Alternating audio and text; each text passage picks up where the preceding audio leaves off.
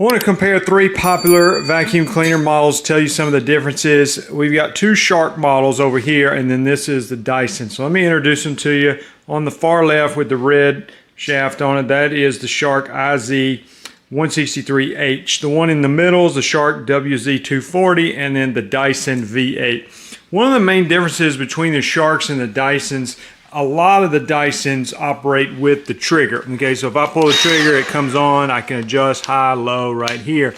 The Sharks have just basically an on-off switch. So I'm just going to push that down and it'll go into low speed, push it down again, goes into high speed, and then they do have a trigger to give you maximum power. So some people like that you hold the trigger down on the Dyson, and when you let go, you know, you're saving your battery power.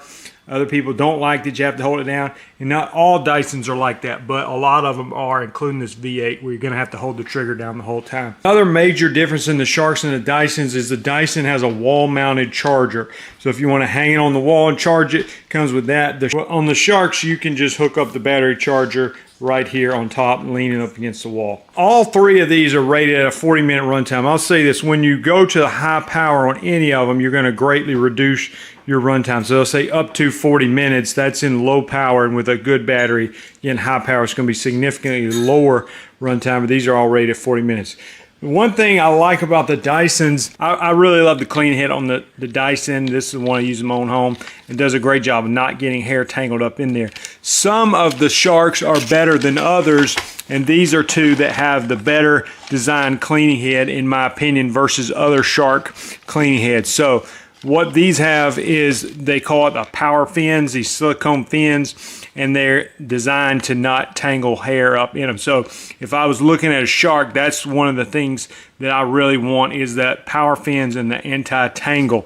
Again, this one's the Pet Pro, so you know it's designed for dealing with pet hair. But again, I think the Dysons are very good at not getting hair tangled up in them as well. They're going to all come with different attachments. You can detach the long handle and put like a crevice tool on there. Other tools, other attachments if you want to clean out the couch or automobile, things like that. One other difference on this one, it does have a hinge right here, so you can actually fold it almost in half for storage, or it'll bend right there if you need to get like under a really low area like that couch. These obviously don't have that, but they are lightweight, and you can get low to the ground and get under tight spaces that honestly a lot of traditional vacuum cleaners will not get to. All in all, the Sharks and Dysons are very popular vacuum cleaners, get great ratings. I'm hoping this video has helped explain some of the differences between these popular models.